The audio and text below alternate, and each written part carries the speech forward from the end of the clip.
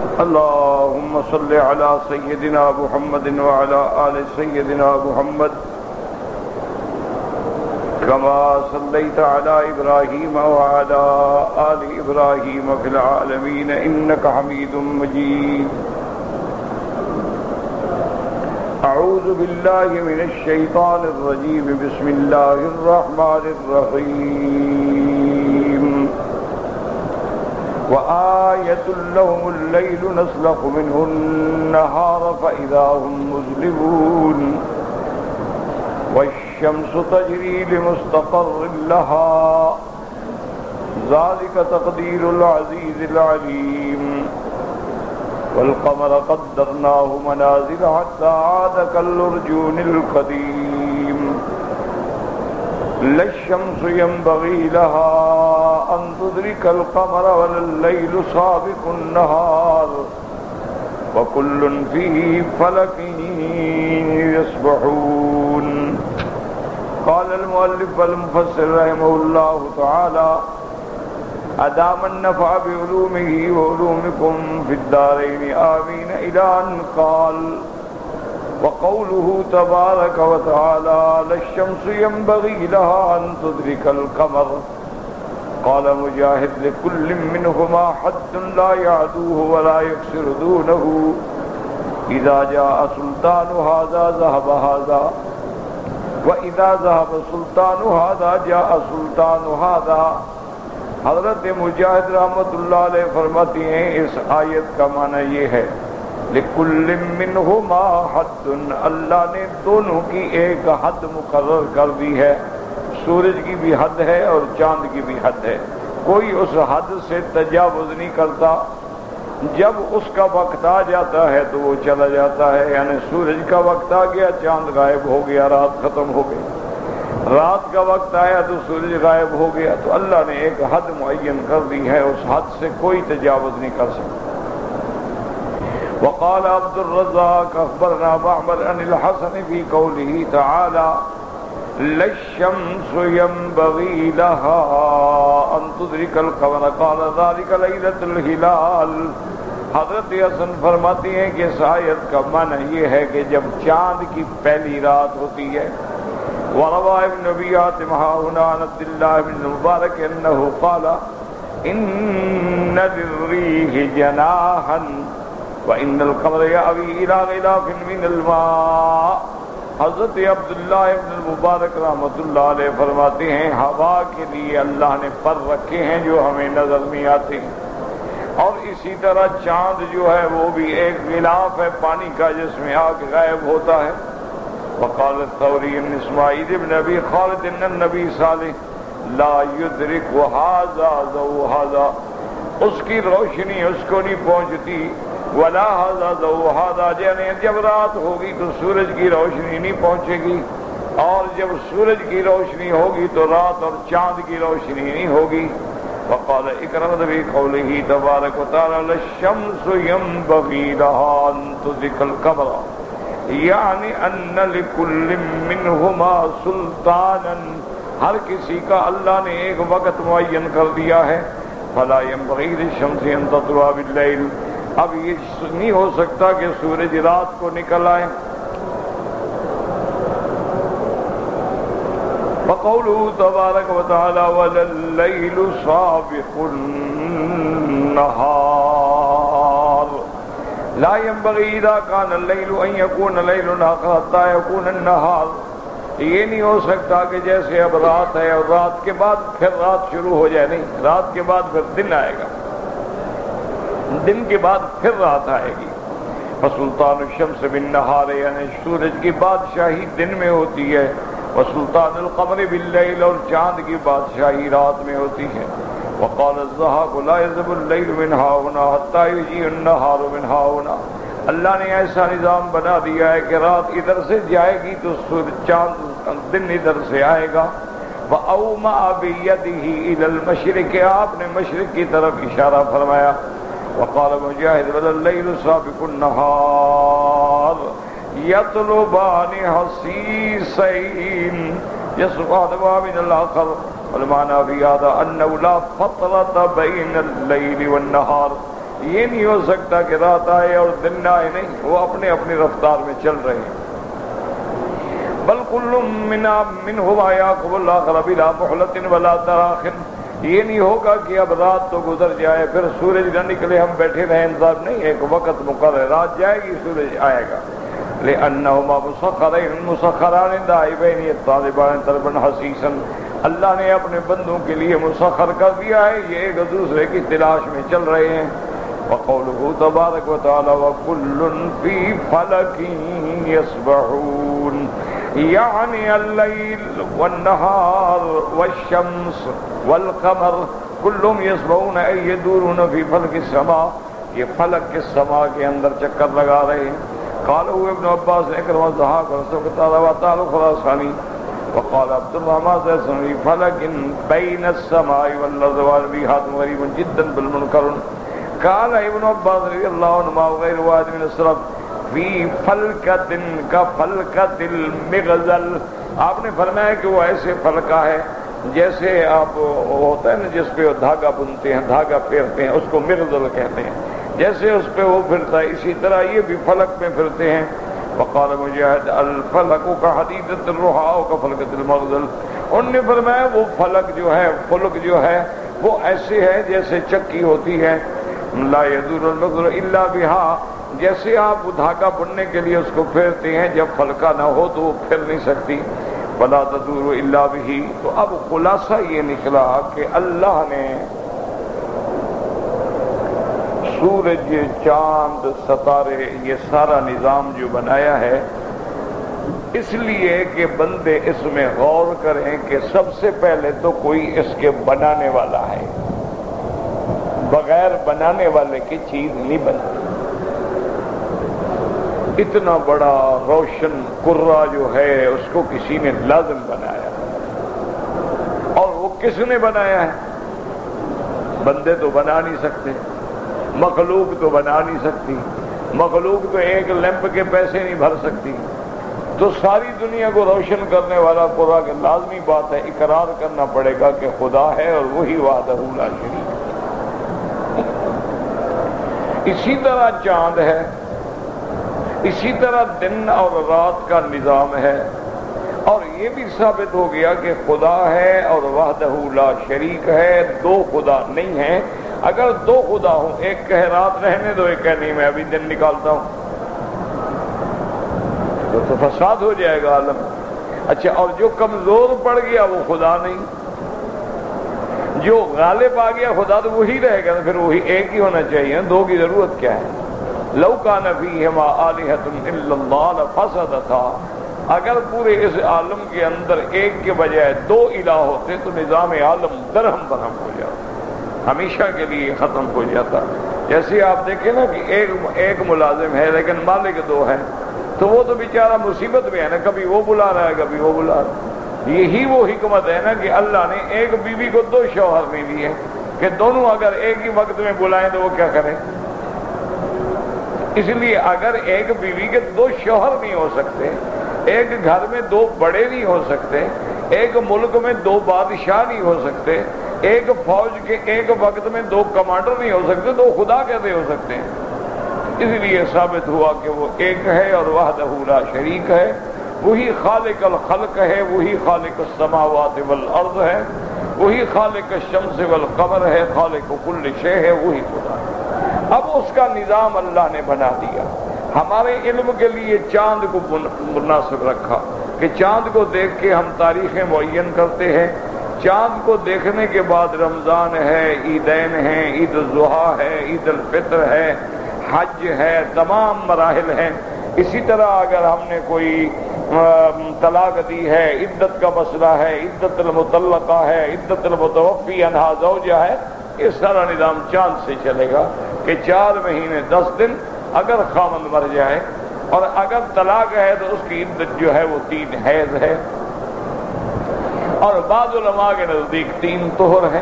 تو بہرحال یہ سارا نظام چاند سے چلے گا۔ اب باقی یہ بات رہی کہ بھئی یہ چاند کا مستقر کیا ہے، تو مستقر دونوں مراد ہو سکتے ہیں۔ مستقر زمانی ہے کہ چلتا رہے گا، جب وقت ختم ہوگا قیامت آئے گی تو سارا نظام ختم، یہ مستقر زمانی ہے۔ اس زمانے تک چلے گا جو اللہ نے لکھ دیا ہے۔ اگر مستقر مکانی ہم کہیں تو آخر جب اللہ نے سورج پیدا کیا تو کہیں سے تو ابتدا کی نا، تو جہاں سے ابتدا کی وہی اس کا مستقر ہے، وہی اس کا مستقر ہے۔ اسی طرح سورج چاند اللہ کے آگے سجدہ ریز ہوتے ہیں، حدیث میں آتا ہے اور صحیح حدیث ہے، تو اس کا معنی یہ نہیں ہوتا کہ جیسے بندہ سجدہ کرتا ہے، چاند کا سجدہ اپنا ہے، سورج کا سجدہ اپنا ہے، انسانوں کا سجدہ اپنا ہے، ہر چیز تسبیح اللہ کی بیان کرتی ہے، لیکن ہر کسی کی تسبیح اپنی ہے۔ وَإِن مِّن شَيْءٍ إِلَّا يُسَبِّحُ بِحَمْدِهِ وَلَٰكِن لَّا تَفْقَهُونَ تَسْبِيحَهُمْ، ورنہ کوئی ایسی چیز نہیں ہے کہ جو اللہ کی تسبیح بیان نہ کرے۔ پہاڑ ہیں، جمادات ہیں، نباتات ہیں، معدنیات ہیں، حشرات ہیں، حیوانات ہیں، انسان ہیں، جن میں سب تسبیح کہتے ہیں، لیکن ان کو ہم سمجھ نہیں سکتے ہیں، اور اللہ نے جن کو سمجھ دی ہے وہ سمجھ بھی سکتے ہیں۔ جیسے اللہ نے سلیمان علیہ السلام کو علم عطا فرمایا، وہ پرندوں کی بھی بات سمجھ لیتے تھے، وہ چیونٹی کی بات بھی سمجھ لیتے تھے، وہ حشرات کی بات بھی سمجھ لیتے تھے، وہ جنوں کی بات بھی سمجھ لیتے تھے، تو اللہ نے ان کو علم عطا فرما دیا۔ تو اس سے علاوہ زیادہ بحث میں پڑھنے کی ضرورت ہی نہیں ہے، بس ہمیں اتنی چیز کی دلالت ہے کہ اس کا خالق اللہ ہے۔ اگر دن رات کے نظام بدلنے پہ وہ قادر ہے تو قیامت لانے پہ بھی قادر ہے۔ جیسے دن گزر گیا رات آ گئی، رات گزر گیا دن آ گیا، اسی طرح عالم ارواح گزر گیا، عالم مثال گزر گیا، عالم دنیا چل رہا ہے، عالم برزخ چل رہا ہے، یہ سارے عالم ختم ہوں گے تو پھر عالم آخرت آ جائے۔ تو معنی یہ ہے اللہ کی قدرت کی دلیل ہے کہ جو خدا اس سورج چاند کو چلانے پہ قادر ہے، رات اور دن کے نظام لانے پہ قادر ہے، وہ قیامت لانے پہ بھی قادر ہے۔ مقصد صرف اتنی بات ہے، اسی کے لیے ساری ابحاث ہیں۔ باقی بحثیں کرنا کہ چاند کب پیدا ہوتا ہے اور نیو مون کیا ہوتا ہے اور کتنی دیر کے بعد چاند دیکھنے کے کب، یہ ابحاث جو ہیں سائنسی ابحاث ہیں، اس کا اسلام سے یا دین سے کوئی تعلق نہیں۔ اسلام نے تو بڑا سادہ آسان سمپل سا ہمیں راستہ بتا دیا ہے کہ سوموا لرؤیتکم وافطروا لرؤیتکم، چاند نظر آ جائے گواہی مل جائے تو روزہ رکھ لو، چاند نظر آ جائے گواہی مل جائے عید کر لو، چاند نظر نہ آئے تو 30 دن پورے کر لو۔ السلام علیکم۔ اچھا، پھر اللہ نے اپنے بندوں سے کتنی بڑی رعایت کی ہے۔ ایک حدیث مبارک میں آتا ہے الاضحیٰ یوم اضحى الناس، الفطر یوم فطر الناس۔ کیا مانا کہ مثلا عید ہے، ہم نے غلطی کر لی، حالانکہ اس دن عید نہیں تھی، ہم نے عید پڑھ لی، اللہ فرماتے میں اسی دن قبول کر لوں گا، روزہ قضا کر لیں بعد میں، لیکن عید میں اسی دن قبول فرما لوں۔ اگر لوگ کٹھے ہو گئے، غلطی ہو گئی، ٹھیک ہے، میں نے نماز قبول کرنی ہے نا، بندوں نے تو قبول نہیں کرنی۔ اچھا، ہم 9 کے بجائے 10 کو عرفات پہنچے، ہم 9 کے بجائے 8 کو عرفات چلے گئے، غلطی ہو گئی چاند دیکھنے میں، لیکن اللہ فرماتے جس دن میرے بندے آ گئے وہی حج ہے۔ بس السلام علیکم، بس اتنی رعایت جب مل جائے تو ہمیں ٹکریں مارنے کی کیا ضرورت ہے اور باریکیوں میں پڑھنے کی کیا ضرورت ہے۔ اور دوسری بات یہ بھی یاد رکھیں کہ یہ جتنا نظام ہے یہ فلک میں ہے، آسمانوں میں نہیں ہے۔ فلک آسمانوں کے ساتھ ان کا تعلق ہے، لیکن آسمان الگ چیز ہے۔ آسمانوں کے اندر کوئی داخل نہیں ہو سکتا جب تک اللہ تبارک و تعالیٰ کی اجازت نہ ملے، حتیٰ کہ میرے آقا انعامدار رحمت دو عالم محبوب دو عالم سیدنا محمد مصطفیٰ صلی اللہ علیہ وسلم فرماتے ہیں کہ جب معراج کی رات مجھے جبریل علیہ السلام لے کے چلے تو جب آسمان دنیا میں پہنچے تو انہوں نے وہاں اس کا آواز دی تو اندر سے پوچھا گیا کہ من، کون ہو تم؟ تو انہوں نے کہا کہ انا جبرائیل، میں جبرائیل ہوں۔ انہوں نے کہا من معک، تمہارے ساتھ کون ہے؟ انہوں نے کہا محمد الرسول اللہ۔ انہوں نے کہا حل بعث الیہ، آپ کو نبوت مل گئی، آپ کو دعوت مل گئی؟ انہوں نے کہا ثم یفتح لی بابا، آپ نے فرمایا پھر دروازہ کھلا۔ تو جب اللہ کے نبی کے لیے بھی جب تحقیق کے بغیر دروازہ نہیں کھلتا تو یہ غلط باتیں ہوتی ہیں جی کہ چاند چوتھے آسمان پہ ہے اور سورج 5ویں پہ ہے اور چوتھے پہ ہے اور کافر پہنچ گئے چاند، آسمان پہ کوئی نہیں جا سکتا۔ لا تفتح لهم ابواب السماء ولا يدخلون الجنة حتى يلج الجمل في سم الخياط۔ اللہ نے فرمایا آسمان کے دروازے کسی کے لیے نہیں کھلتے جیسے کہ کسی سوئی کے سوراخ میں اونٹ نہیں گزر سکتا، اسی طرح کافر بھی نہیں گزر سکتا جب تک کہ اللہ تبارک و تعالیٰ کا حکم نہ ہو۔ تو اس لیے ہمیشہ یاد رکھیں یہ ساری چیزیں آسمان اور زمین کے درمیان میں ہیں، اور قریب ترین جو ہے وہ چاند ہے، یعنی زمین سے اقرب ترین جو ہے وہ چاند ہے، اور اس کے بعد باقی جو ہے وہ دور ہیں، جیسے شمس ہے، مریخ ہے، مشتری ہے، زحل ہے، عطارد ہے، دب اکبر ہے، سب دور ہیں، اقرب ترین جو ہے وہ چاند۔ اب اللہ نے اس کو کہتے ہیں دلائل آفاقی، دلائل سماوی۔ اب اللہ پاک دوسرے دلائل دیتے ہیں، وَآيَةٌ لَهُمْ أَنَّا حَمَلْنَا ذُرِّيَّتَهُمْ فِي الْفُلْكِ الْمَشْحُونِ وَخَلَقْنَا لَهُم مِّن مِّثْلِهِ مَا يَرْكَبُونَ وَإِن نَّشَأْ نُغْرِقْهُمْ فلا صريخ لهم ولا هم ينقذون إلا رحمة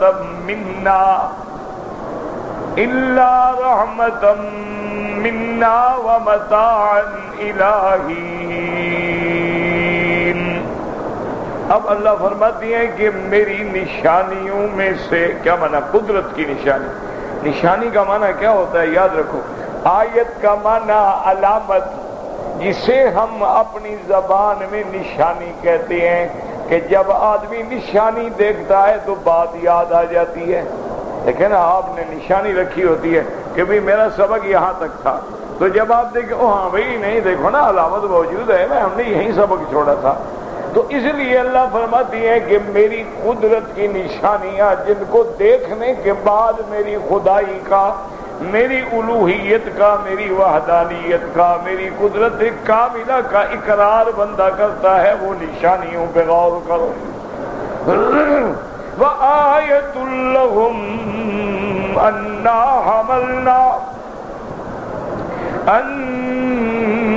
حَمَلْنَا ذُرِّيَّتَهُمْ فِي الْفُلْكِ الْمَشْحُونِ۔ بعض علماء فرماتے ہیں اس سے مراد وہ پہلی کشتی ہے جس کو حضرت نوح علیہ السلام نے بنایا تھا۔ تو سب سے پہلی کشتی جو ہے وہ نوح علیہ السلام نے بنائی ہے، یعنی سب سے پہلے نجار کا کام، درخان کا کام جو ہے وہ حضرت نوح علیہ السلام نے کیا۔ اللہ تعالیٰ کے حکم سے اللہ نے حکم دیا تھا وَاصْنَعِ الْفُلْكَ بِأَعْيُنِنَا وَوَحْيِنَا وَلَا تُخَاطِبْنِي فِي الَّذِينَ ظَلَمُوا إِنَّهُمْ مُغْرَقُونَ۔ اللہ نے فرمایا ابو نوح علیہ السلام میرے سامنے، میری چونکہ اللہ کے سامنے ہر چیز، بنائے کشتی۔ یا اللہ کیسے؟ فرمایا وَوَحْيِنَا، ہم اپنی وحی بھیجیں گے، تجھے طریقہ بتلائیں گے، سمجھائیں گے کہ کیسے بنانی ہے۔ تو حضرت جبریل علیہ السلام آئے اور انہوں نے آ کے حضرت نوح علیہ السلام کو سمجھایا کہ اس طرح لکڑی کاٹو، اس طرح اس کے پھٹے اور تختے بنائیں، اس طرح اس کے کنارے بنائیں، اس طرح اس کا آگے کا حصہ بنائیں، اس طرح اس کا پیچھے کا حصہ بنائیں، اس طرح اس میں مسامیر جڑیں، اس طرح اس کا عمود بنائیں، اس طرح اس پہ کپڑا لگائیں۔ یہ سارا نقشہ جو ہے حضرت جبریل نے بتلایا، نوح علیہ السلام نے بنایا۔ اب نوح علیہ السلام جب سب سے پہلے کشتی بنا رہے تھے تو کفار جو تھے نا وہ گزرتے تھے تو مذاق کرتے تھے، ہنستے تھے کہ دیکھو میاں، بوڑھے میاں کا دماغ نعوذ باللہ چل گیا ہے، کشتیاں دریاؤں میں کام آتی ہیں اور یہ خشکی پہ کشتی بنا رہا، یعنی وہ آ کے مذاق کر۔ اللہ اکبر، انبیاء اور اہل حق سے ہمیشہ سے استہزاء ہوتی ہے۔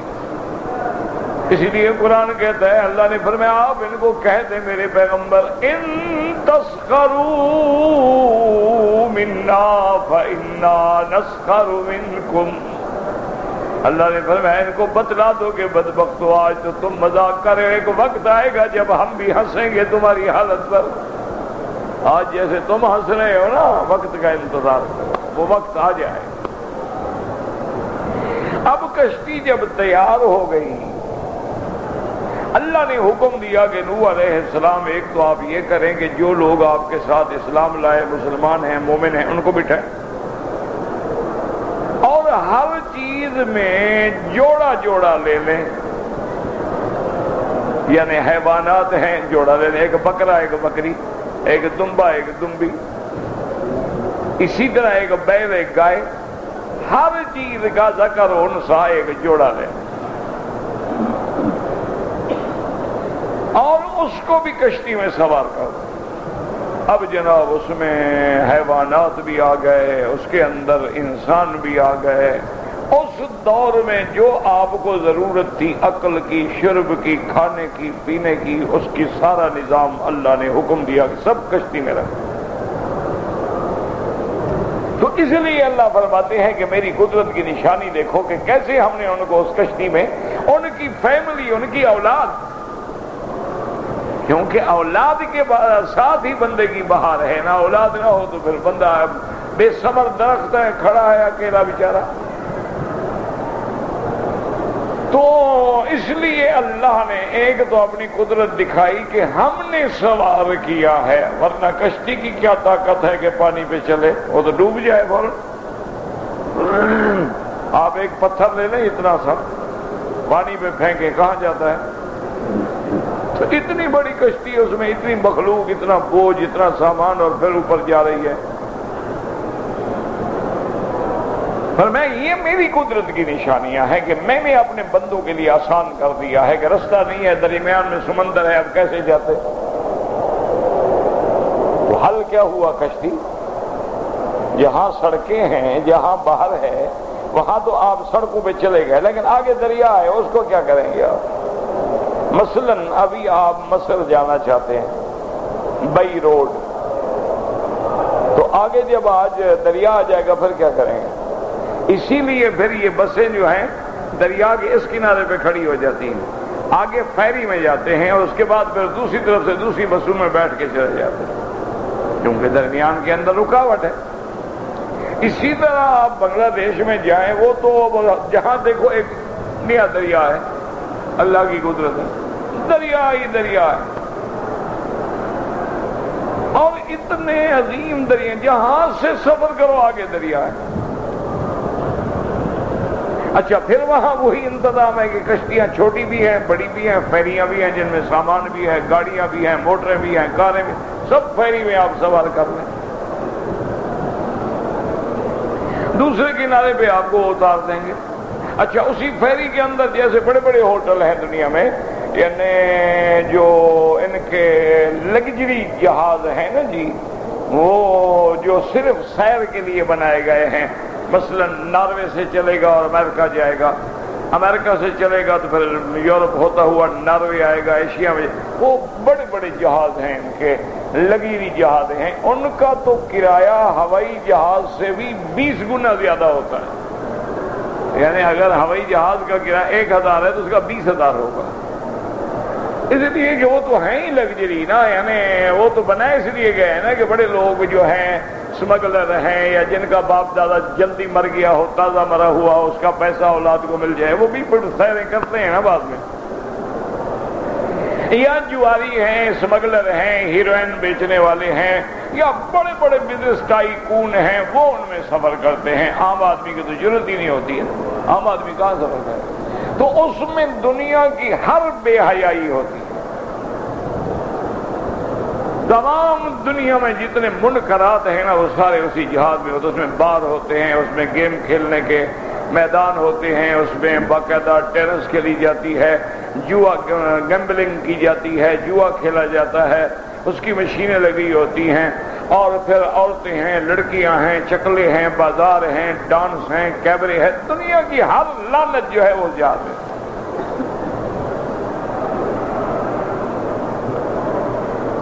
تو اس لیے اب دیکھیں، اب یہ جہاز تو خیر چلتے ہیں نا انجنوں سے اور مشینوں سے، ابتدا میں تو بس وہی بادبانی جہاز ہوتے تھے نا کہ بھئی ستون کھڑا کیا، کپڑا لٹکایا، ہوا آئی، ہوا نے دھکا دیا اور چل پڑا، ہوا رک گئی تو جہاد بھی کھڑا ہو گیا۔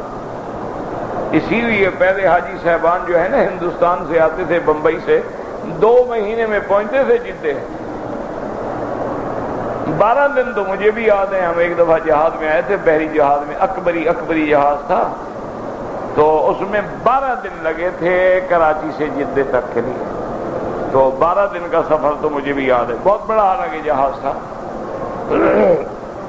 لیکن 12 دن لگے اور بندے بے حال ہو گئے، اللہ معاف کرے، کسی کو الٹی آ رہی ہے، کسی کو چکر آ رہے ہیں، کوئی گرا ہوا ہے، کوئی پڑا ہوا ہے، عجیب ایک منظر تھا، اللہ کی شان۔ اچھا، اللہ کی شان یہ ہے کہ وہ جو مسجد تھی اس کے اندر، بڑی مسجد تھی، باقاعدہ جماعت ہوتی تھی، والد صاحب رحمۃ اللہ علیہ جماعت کراتے تھے، ہم تو بچے تھے چھوٹے سے، تو جماعت کراتے، درس دیتے، ترجمہ دیتے، قرآن شریف کا، حدیث کا درس ہوتا باقاعدہ۔ ہمارے راستے میں ایک شیعہ ملنگ تھا، وہ جب ہمیں دیکھتا نا، وہ پتہ تو لگ گیا نا اس کو یہی مولوی ہیں درس دینے والے، جب ہم قریب جاتے یا علی مدد کا نعرہ لگاتا، پھر ہمیں چرا نہیں۔ اچھا، ہم بھی اس کے وہ من کے شن کے اور وہ انگوٹھیاں دیکھ کے خوش ہوتے تھے، چھوٹے تھے نا، 7-8 سال کے ولد والے، تو ہم بھی کھڑے ہو جاتے اس کے ساتھ، وہ اور زور سے پھر نعرے لگاتا۔ ایک دن اتفاق یہ ہوا کہ طوفان آ گیا، تو بحری جہاز میں اعلان ہوا سپیکر کے پہ، ہر آدمی اپنی اپنی جگہ پہ بیٹھے، حرکت بند کر دے کہ آگے بڑا شدید طوفان ہے۔ اچھا، وہ طوفان ایسا تھا، اللہ معاف کرے، کہ یعنی اتنا بڑا جہاز جس میں کم از کم 2000 سے زیادہ آدمی، سامان، عملہ، یہ وہ، لیکن وہ ایسے معلوم ہوتا تھا جیسے کوئی لکڑی تیر رہی ہو، ادھر پھینک دے، ادھر پھینک دے، طوفان تو پھر طوفان ہے۔ اب ادھر والا سامان ادھر جا پڑے، ادھر والا سامان ادھر آ جائے، اگر کوئی حاجی کھڑا ہے نا بس آیا سر کے بعد۔ ہم چونکہ بچے تھے، لڑکے تھے، اب میں جا کے دوڑ کے گیا، میں نے کہا آج دیکھیں ملنگ کا کیا حال ہے۔ وہاں جب گیا جناب تو وہ ہاتھ باندھے بیٹھا، یا اللہ مہربانی، میں نے کہا حضرت علی نہیں آئے آج؟ حضرت علی میں نے کہا ڈر گئے طوفان سے، آئے نہیں، کسی اور کام چلے گئے۔ وہ کہتے ہیں چھوڑو یار، حضرت علی کہا اللہ کے سوا کوئی نہیں بچاتا۔ میں نے کہا مسئلہ سمجھ آ گیا ہے؟ وہ کہتے ہیں یار تم میرے پیچھے پڑ گئے۔ میں نے کہا تم ہمارے پیچھے پڑ گئے ہو کہ ہم تمہارے پیچھے پڑ گئے؟ آج تمہیں سارے بھول گئے، اب یا اللہ تم یہاں کیوں اللہ کو بولا؟ بلاؤ حضرت علی کو۔ اور اللہ نے یہ قرآن میں بھی لکھا ہے کہ فَإِذَا رَكِبُوا فِي الْفُلْكِ دعوا اللہ مخلصین لہ الدین۔ اللہ فرماتے ہیں جب یہ کشتیوں میں سوار ہوتے ہیں اور کشتیاں ڈولنے لگتی ہیں، ڈوبنے لگتی ہیں، پھر خالص مجھے پکارتے ہیں کہ اللہ اب تیرے سوا کوئی، اب بچاؤ۔ فَلَمَّا نَجَّاهُمْ إِلَى الْبَرِّ، اور جب ہم ان کی دعائیں قبول کر کے نجات دے کے خشکی پہ پہنچا دیتے ہیں تو پھر میرے ساتھ شرک شروع کر دیتے ہیں، پھر کہتے ہیں ماشاءاللہ داتا تیری بڑی مہربانی، تیری وجہ سے میری دعا منظور ہو گئی ہے، میں نے تیرا واسطہ دیا تھا اس لیے کام ہو گیا ہے۔ اس لیے حضرت اکرمہ رضی اللہ، پتہ ہے حضرت اکرمہ کون ہے؟ بطل من ابطال الاسلام، حضرت خالد ابن الولید کے برابر کا جرنیل ہے، اتنا بڑا بہادر آدمی ہے کہ اسلام میں جو ابطال گزرے ہیں ان کے اندر حضرت اکرمہ رضی اللہ تعالیٰ عنہ ہے۔ اچھا، خدا کی شان یہ ہے کہ جب مکہ فتح ہوا نا اور کسی جگہ لڑائی نہیں ہوئی، لڑائی بھی ان دو میں ہوئی، ادھر خالد تھے ادھر اکرمہ تھے، اللہ کی شان۔ اچھا، خالد تو حضور کی طرف سے تھے نا، مسلمان ہو چکے تھے، اکرمہ ابھی کافر تھا۔ تو یہ جو آپ کی جگہ ہے نا، آپ اگر جائیں شیب عامر میں، یعنی یہاں سے جائیں نا آپ غزہ جا کے آگے شیب عامر آئے گا، شیب عامر سے جب آپ آگے جائیں گے نا تھوڑی سی چڑھائی آئے گی، چڑھائی سے جب اتریں گے تو اس جگہ کو کہتے ہیں خندمہ، اس جگہ کا نام ہے خندمہ، اسی جگہ لڑائی ہوئی تھی۔ اسی لیے عربوں میں پھر ایک مثال ہو گئی تھی کہ فر ہذہ خندمہ وفر منہا اکرمہ، یہ وہی خندمہ ہے جہاں سے اکرمہ بھاگ گیا خالد کے مقابلے پر۔ تو حضرت اکرمہ فرماتے ہیں کہ میں ایک دفعہ کشتی میں سوار تھا، ہم سفر کر رہے تھے، بڑے بڑے مکے کے سردار بھی تھے، میرا باپ بھی تھا، عتبہ عتیبہ ابنا شیبہ ربیعہ بھی تھے، ولید بھی تھا، سارے لوگ تھے۔ کشتی جو تھی وہ طوفان میں گر گئی۔ طوفان کو پتہ تھوڑا ہوتا ہے، آگے آگے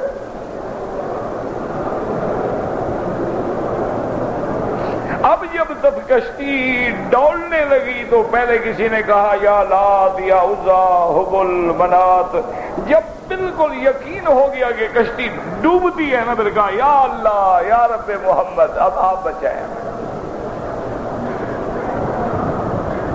تو اکرمہ فرماتے ہیں واللہ دخل الاسلام فی قلبی، اسی دن سے اسلام میرے دل میں داخل ہو گیا، لیکن میری بدقسمتی ہے کہ میں نے اسلام کا اعلان نہیں کیا، میں لیٹ ہو گیا کہ ابھی تم لات کو بلا رہے تھے، اب جب ڈوبنے لگے تو رب محمد کو بلاتے، اس کا معنی سچا رب پھر وہی ہے، تم باقی جھوٹ بولتے ہو۔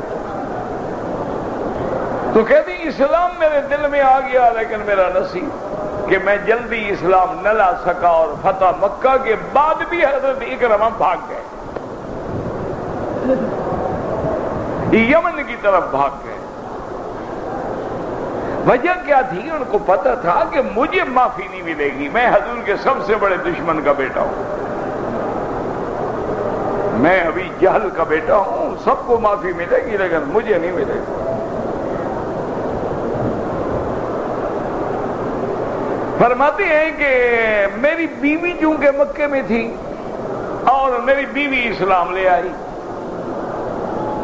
اسلام لانے کے بعد اکرمہ کی بیوی حضور کی خدمت میں آئی، سلام کیا کہ یا رسول اللہ ان زوجی قد فر الی الیمن، میرا خامند بھاگ گیا ہے،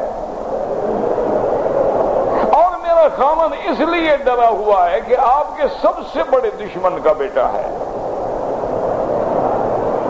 کیا اس کو معافی مل سکتی ہے؟ حضور مسکرائے، فرمایا بیٹی کلمہ پڑھ لے تو بات ختم ہو گئی، جھگڑا کس بات کا ہے؟ میری کوئی ذاتی جنگ ہے؟ میں نے کوئی مکے والوں سے جائیداد لینی ہے؟ ہم تو اللہ کے دین کے لیے سب کچھ کر رہے ہیں، اسلام لے آئے، جنگ ختم۔ تو انہوں نے کہا حضور پھر میں اکرمہ کو ڈھونڈنے کے لیے جاتی ہوں، لیکن اکرمہ میرا اعتبار نہیں کرے گا، اگر ہو سکے تو مجھے کوئی نشانی دے دیں۔ آپ بھی نشانیاں پڑھ رہے ہیں نا، ہر چیز کی نشانی، آیت اللہم آیت اللہم آیت اللہم، بی بی نے بھی کہا نشانی دے۔ حضور نے اپنے جوتے مبارک دے، اللہ اکبر۔ پتہ ہے حضور نے جوتے کیوں دیے؟ رومال بھی دے سکتے تھے، ٹوپی بھی دے سکتے تھے، پگڑی بھی دے سکتے تھے، اشارہ کیا اکرمہ نجات چاہتے ہو تو محمد کے قدموں میں آنا پڑے گا، جب تک ان قدموں پہ نہیں چلو گے زبانی کلامی دعوے کرنے سے کچھ نہیں ہوتا۔ تو بی بی صاحبہ وہ جوتے لے لیے، بڑے سردار کی بیوی تھی، سردار کی بہو تھی، سردار کی بیٹی تھی، وہ کوئی چھوٹے گھر کی تھوڑی تھی۔ نوکر خادم خدم حشم اونٹ سواریاں کھانے پینے کا سامان لے کے بیوی چل پڑی۔ آخر اکرمہ کو ڈھونڈ لیا، پتہ تھا کہ کہاں جائے گا۔ وہاں جب ملے تو اکرمہ بڑا خوش ہوا، وہ اپنی بیوی کے قریب آنے لگا کہ لا لا لا لا ٹھہر جاؤ۔ کیا مطلب؟ انہوں نے کہا میں نے کلمہ پڑھ لیا، میں مسلمان ہو گئی ہوں، تم کافر ہو، کافر اور مسلمان کا نکاح نہیں ہوتا ہے۔ حتیٰ نرجع الی رسول اللہ، جب حضور کے پاس جائیں گے پوچھیں گے پھر، ورنہ تمہارا میرا تعلق ختم۔ لیکن میں چونکہ تمہاری بیوی تھی، میں نے تمہارے ساتھ وفا کی ہے، تمہیں لینے آئی ہوں، اللہ کے نبی تمہیں معاف کرنے کے لیے تیار ہیں۔ اس نے کہا کیا کہہ رہی ہو، مجھے معافی ملے گی؟ اور میں تو ابو جہل کا بیٹا ہوں، اور میں تو فتح مکہ والے دن بھی لڑتا رہا۔ اس نے کہا حضور نے معاف کر دیا ہے، دیکھو اپنے جوتے بھی دیے ہیں نشانی کے طور پر۔ اب حضرت اکرمہ کو یقین، حضرت اکرمہ واپس آئے، اسلام لائے، حضور نے سینے سے لگا دیا۔ اللہ اکبر. پھر وہ اکرمہ ہے رضی اللہ تعالی عنہ وارضاہ کہ صحابہ میں جو بڑے بڑے بہادر گزرے ہیں نا، جیسے سیدنا حمزہ، سیدنا علی ابن ابی طالب، اسی طرح ابی عبیدہ بن الجراح، اسی طرح حضرت اکرمہ رضوان اللہ علیہم اجمعین، حضرت یہ بڑے لوگ تھے اسلام. حضور نے معافی دے. اب بیوی نے پوچھا حضور اب میرا شوہر بھی مسلمان ہو گیا، میں تو پہلے مسلمان ہو گئی ہوں، اب ہمارے نکاح کا کیا ہوگا؟ آپ نے فرمایا وہی پہلا نکاح تمہارا ٹھیک ہے، بس جب دونوں مسلمان ہو گئے وہی نکاح کا. کیونکہ کافروں کے زمانے میں بھی نکاح ہوتا تھا، لو میرج نہیں ہوتی تھی. کافر ابو جہل اینڈ کمپنی کا بھی نکاح ہوتا تھا، باقاعدہ خطبہ ہوتا تھا، گواہ ہوتے تھے، ایجاب قبول ہوتا تھا، حقل مار ہوتی تھی، باقاعدہ نکاح. میرے مدنی باغ کا جب نکاح ہوا اسلام تو آیا ہی نہیں بھئی. جب سرکار دو جہاں کا نکاح ہوا بی بی خدیجہ سے، حضور پاک کی عمر تو 25 سال ہے، نبوت تو میری 40 سال میں. لیکن پتہ ہے آج بھی وہ کتابیں کھول کے دیکھیں، اللہ اکبر. حضور آئے اور فرمایا اپنے چاچا سے ابی طالب سے، چونکہ باپ تو پہلے فوت ہو گئے، عبد المطلب بھی فوت ہو گئے، اب بڑے جو ہیں چاچا ہیں ابی طالب ہیں. تو حضور آئے ابی طالب کے پاس کہ یا اب میں اے میرے چاچا میں شادی کرنا چاہتا ہوں. آپ نے کہا ہاں بالکل کرنی چاہیے، تم جوان آدمی ہو، تمہاری شادی کا وقت ہے. کہاں کرنا چاہتے ہو؟ تو حضور نے فرمایا اتزوج بخدیجہ، میں بی بی خدیجہ سے شادی کرنا چاہتا ہوں. ابی طالب فتعجب ابی طالب حیران ہو گئے، کیا کہہ رہے یا محمد؟ تم بی بی خدیجہ سے شادی کرنے؟ خدیجہ جو ہے سارے مکے کی سب سے بڑی رئیس عورت ہے، مالدار عورت ہے، اس کو تو بڑے بڑے سرداروں نے کہا بات نہیں مانی ہے، اور آپ کے پاس تو رہنے کے لیے گھر نہیں ہے، کھلانے کے لیے روٹی نہیں ہے، پہننے کے لیے کپڑا نہیں ہے، خدیجہ آپ سے شادی کرے گی؟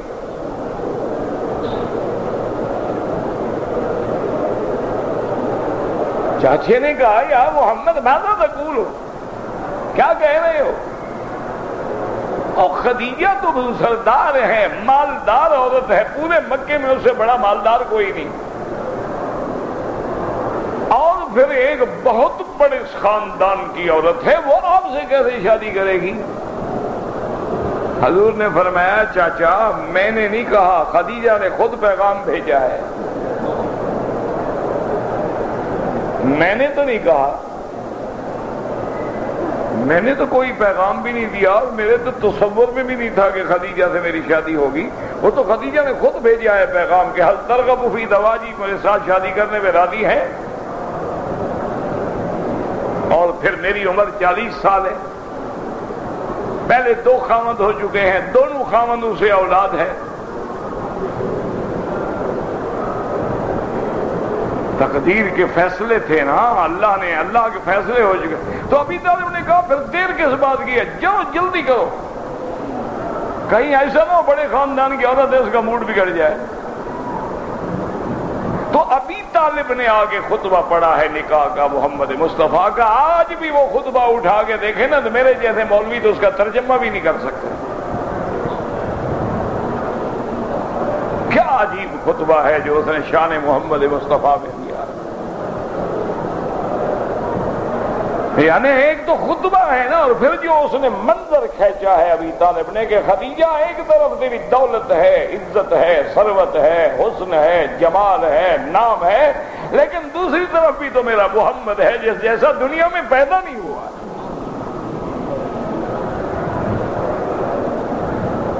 اور اس نکاح پہ جہاں ہمیں ایک فخر ہونا چاہیے کہ اتنے بڑے خاندان کی عورت ہے، وہاں تمہیں فخر ہونا چاہیے کہ قبل کہ محمد ان کے میرے محمد نے تمہیں قبول کیا صلی اللہ علیہ وسلم،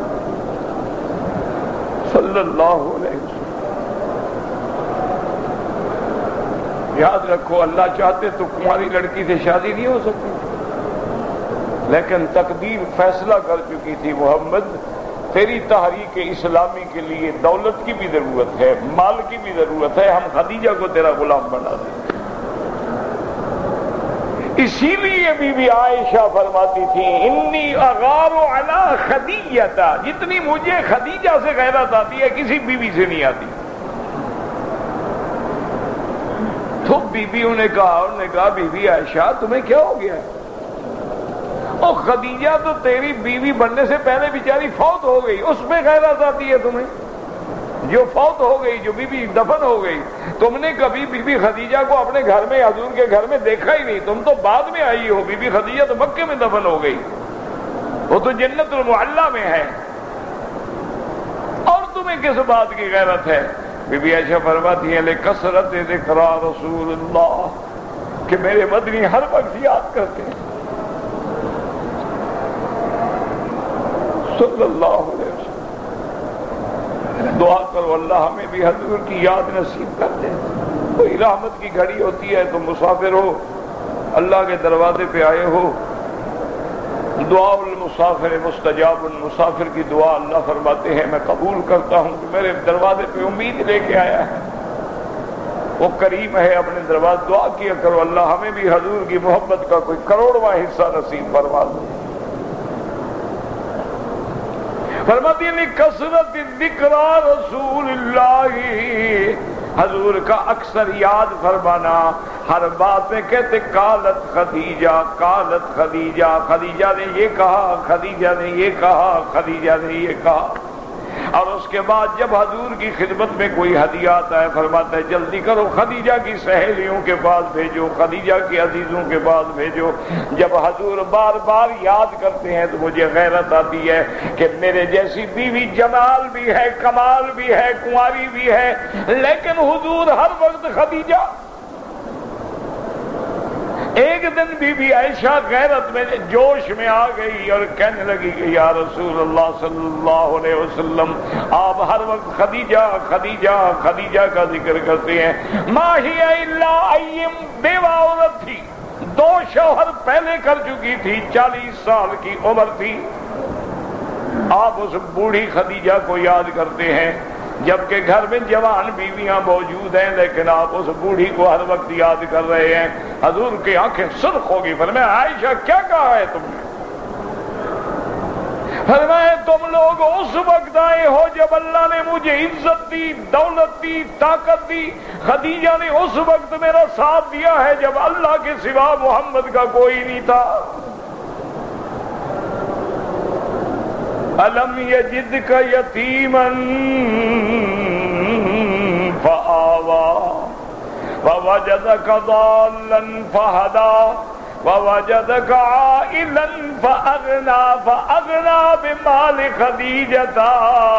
خدیجہ نے اس وقت میرا ساتھ دیا ہے جب مکے میں میرا کوئی نہیں تھا۔ حضور ایک دن اداس آئے، بی بی خدیجہ نے پوچھا لماذا محزون یا رسول اللہ، آپ کیوں غم میں ہیں؟ فرمایا میں نے غریبوں کو دیکھا ہے، بڑی غربت ہے، لوگوں کے پاس کھانے کو نہیں ہے، پینے کو نہیں ہے، پہننے کو کپڑا نہیں ہے۔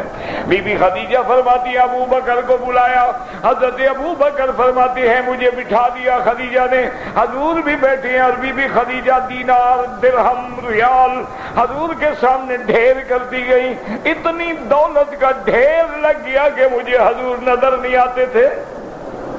اور فرمایا خدیجہ نے یا رسول اللہ ہذہ مالی مالک انفق منہا، یہ میرا مال تیرا ہے، خرچ کرو جہاں چاہتے ہو۔ حضور نے فرمایا تم خدیجہ کا مقابلہ کرتی ہو؟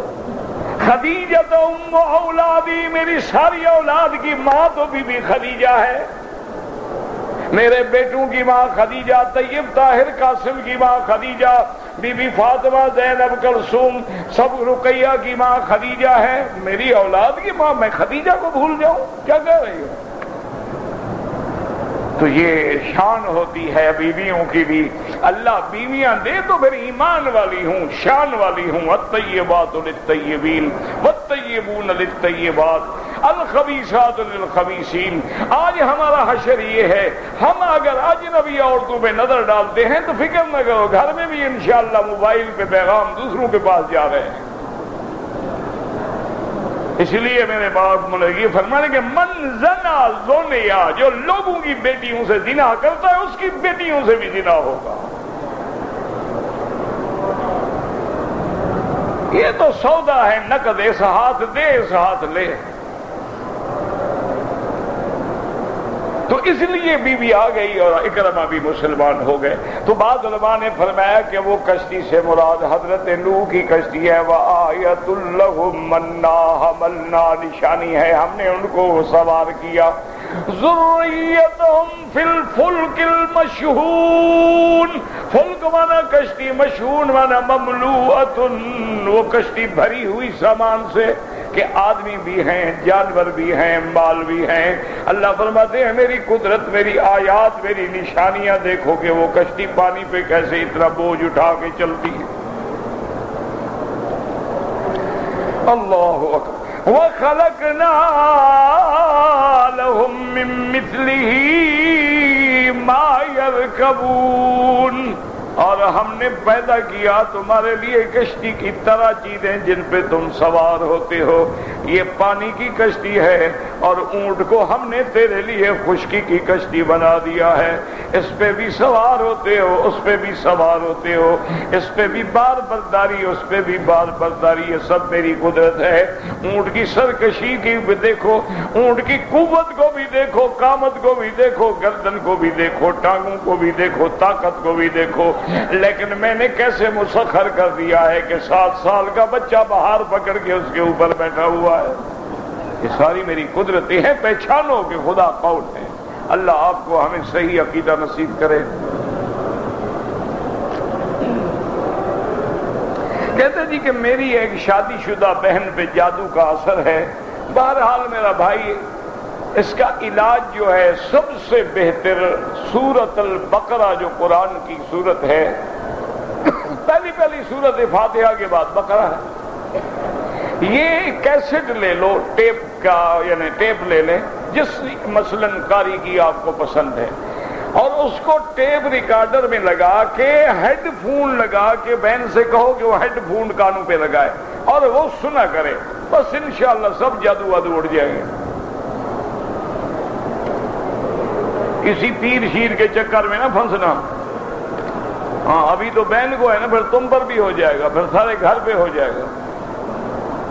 اس نے تو گاہک بنانا ہے نا، پھر ایک گاہک پہ کیسے گزارا کریں۔ بس سورۃ البقرہ پڑھو، دم کرو، پانی پہ پڑھو، پانی پلاؤ، گھر میں چھڑکو اور ہیڈ فون لگا کے وہ سنے، 8 دن کے اندر اندر جادو، جن، سحر سب ختم ہو جائے گا۔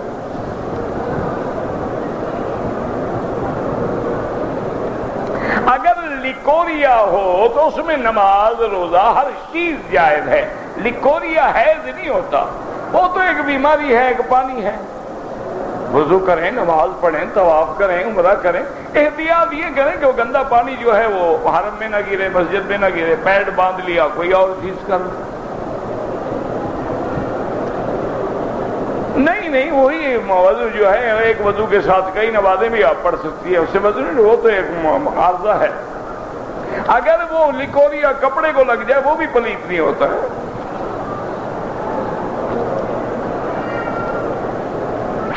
پاکستان سے روانہ ہوئے، جہاز میں احرام باندھا ہوا تھا، الٹی آ گئی، احرام کو لگی، منہ کو لگی، کوئی حرج نہیں، کچھ نہیں ہوتا، بالکل عمرہ ٹھیک ہے آپ کا۔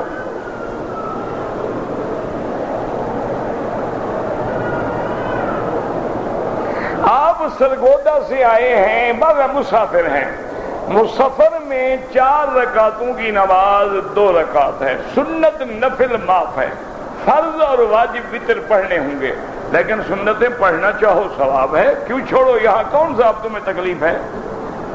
بھئی آج کل کیا صبر ہے، ایئر کنڈیشن ہوائی جہاز، ایئر کنڈیشن بسیں، air condition hotel, air condition حرم، پھر بھی بیٹھے رہو جی معاف ہے۔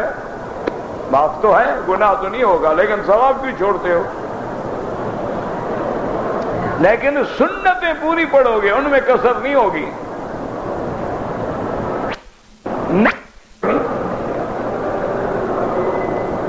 کچھ لوگ کہتے ہیں دوران طواف بیت اللہ کی طرف نگاہ، بھائی مانا یہ ہے کہ بیت اللہ کی طرف منہ کر کے نہ چلو، اتفاقاً نظر پڑ جائے کوئی بات نہیں، مانے یہ نہیں یوں چل رہے ہو نا، اب یوں کر کے چلتے رہو، سارا منہ ادھر رہے، سینہ ادھر رہے، پھر طواف نہیں ہوگا۔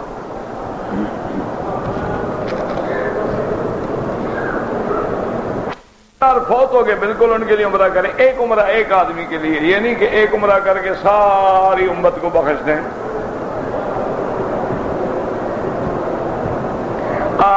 عمرے کے دوران میں بغیر وضو کے صفا مروہ ہو سکتی ہے، بغیر وضو کے بال کٹائے جا سکتے ہیں، باقی ہے کیا اس میں؟ ایک طواف کرنا ہے، وہ بغیر وضو کے ہوتا نہیں۔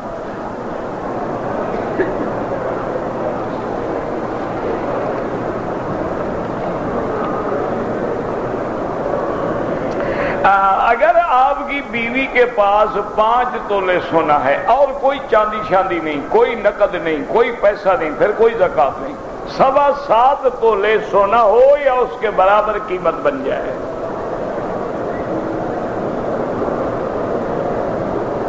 میرے پاس مکان بنانے کے لیے نیت ہے، مکان بناؤں گا، 50,000 روپے رکھا ہو، زکات دیں گے تو بناؤ نہ، لگاؤ اس میں، پھر زکات نہیں ہے۔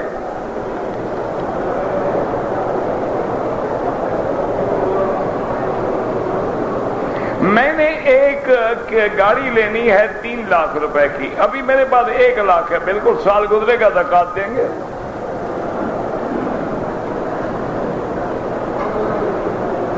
مکے میں بھی قبول ہونے والا عمرہ یہی ہے نا کہ فجر کی نماز پڑھ کے بیٹھ جائیں، اشراق تک بیٹھے رہیں۔ یہ جو ٹائم گھڑیوں پہ لکھا ہے نا سورج نکلنے کا، یہ سورج نکلنے کا ہے، شروق کا ہے، مانا سورج نکل رہا ہے، نماز کا وقت اس کے 20 منٹ بعد ہوتا ہے، یہ نماز کا وقت نہیں ہے۔ آسان بات یہ ہے کہ اوپر والی بتیاں وہ بجھا دیتے ہیں، سمجھ جائیں کہ نماز کا وقت ہو گیا ہے، تو اس وقت اگر آپ 2 رکعت پڑھیں، بیٹھے رہیں، بات دنیاوی نہ کریں، قرآن پڑھتے رہیں، خاموش بیٹھیں، عمرے کا ثواب۔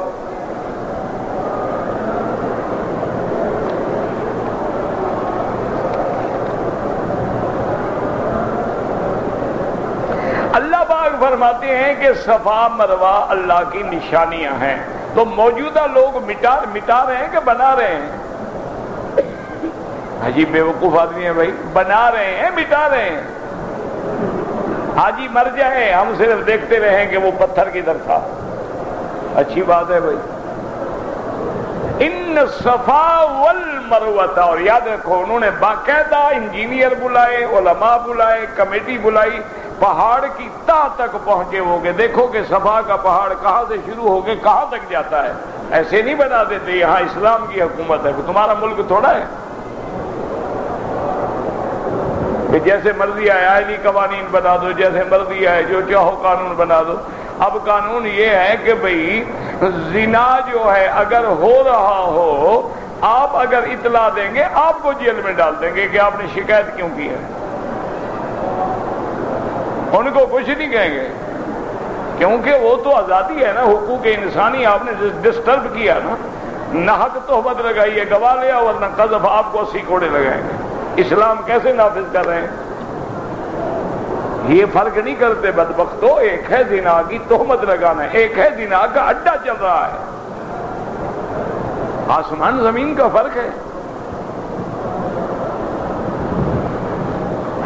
آب زمزم کے لیے ہم ویل چیئر پہ رکھ کے لے جاؤ، یار ویل چیئر پہ لے جاؤ، سر پہ لے جاؤ، کیا مسئلہ ہے؟ زمزم کی بوتلیں ہم پانی حرم سے بھر لیتے ہیں، کوئی مسئلہ، اسی لیے تو رکھا ہے کہ بھر جاؤ پیو۔ ہم لوگ حالت احرام پر جب عمرہ کرنے سے پہلے مکان پہ آئے، بھئی عمرہ کرنے سے پہلے احرام اگر باندھ لیا تھا، پھر خوشبو لگائی، دم پڑ گئی، یعنی باقاعدہ 2 رکعت پڑھ لی، نیت کر لی، لبیک پڑھ لیا، اب آپ احرام میں ہیں، چادریں باندھنے سے احرام نہیں ہوتا۔ کے بعد کینچی سے بال کٹائے، سارے سر سے کٹائے تو ٹھیک ہے، ٹک لگائے تو دم پڑ گئی۔ مسجد عائشہ سے عمرہ کرنا صحیح ہے، صحیح نہ ہوتا تو یہ دینی حکومت ہے، اسلام کی حکومت ہے، توڑ نہ دیتے مسجد، رہنے دیتے اس کو۔ یہ تو یہاں الحمدللہ اسلام ہے، قرآن ہے، سنت ہے، علماء ہیں، قاضی ہیں، افتاء ہیں، کیا ہے یہ قرآن حدیث نوری علم ہے، باقی سب کالا علم ہے۔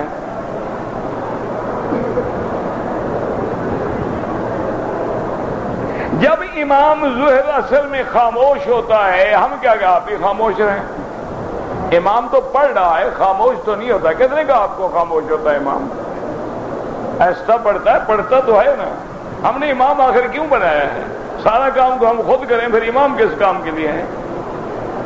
نہیں، اللہ اکبر بھی ہم خود کہیں، رکوع بھی ہم خود کریں، سجود بھی ہم خود کریں، سبحان رب العظیم بھی خود پڑھیں، سبحان رب الاعلیٰ بھی خود پڑھیں، التحیات بھی ہم خود پڑھیں، تو امام صاحب کیوں رکھا ہے؟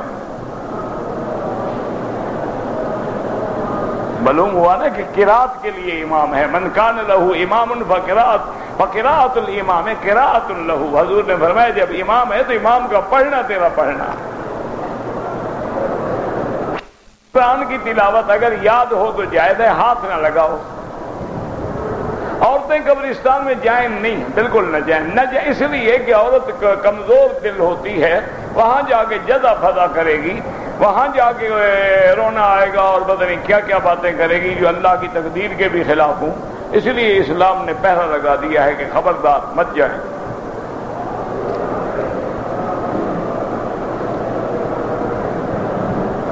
کہتے جی کہ اب فوج اور پولیس جو ہے پینٹ کے ساتھ انڈر ویئر بھی استعمال کرتے ہیں، ٹھیک ہے کرنا چاہیے، یعنی نیچے انڈر ویئر ہے اوپر پینٹ ہے، ٹھیک ہے۔ نیکر ہے، اگر نیکر گھٹنے سے اوپر ہے تو نماز نہیں ہوگی۔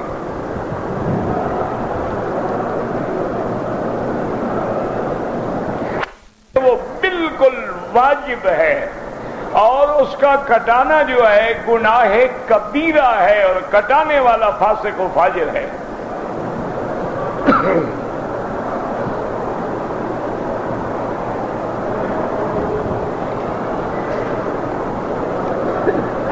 جب ہم وطن جائیں طواف وداع کریں، افضل ہے کہ کریں، نہ کریں تو گناہ نہیں ہوگا۔ محمد یاسر جو ہے نا مجھے درس کے بعد مل لیں، فون آیا تھا، ہم نے آدمی بھی بھیجا، لیکن اب وہ جگہ معلوم نہیں تھی، نہ کمرہ معلوم، اب عورت کا نام کیسے پوچھا جائے؟ آپ مجھے درس کے بعد مل لیں انشاءاللہ۔ پھر اگر حرم میں بھی اگر حنفی مسلک پہ فجر کے بعد طواف کریں تو سورج کے بعد نفل پڑھیں، عصر کے بعد کریں تو مغرب کے بعد، باقی ائمہ کے نزدیک حرم میں جائز ہے۔ دو عمرے والے جب فارغ ہو جائیں ایک دوسرے کے بال کاٹیں، بالکل جائز ہے۔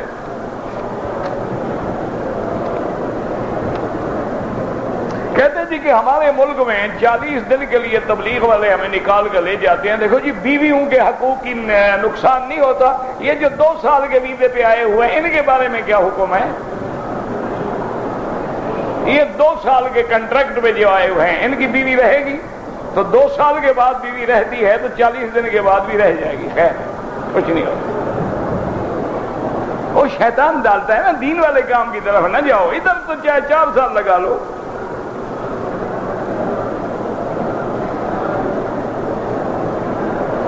اگر کوئی زندہ رشتہ دار کہے، اگر کہے کہ میرے لیے طواف کرو، ورنہ نہیں۔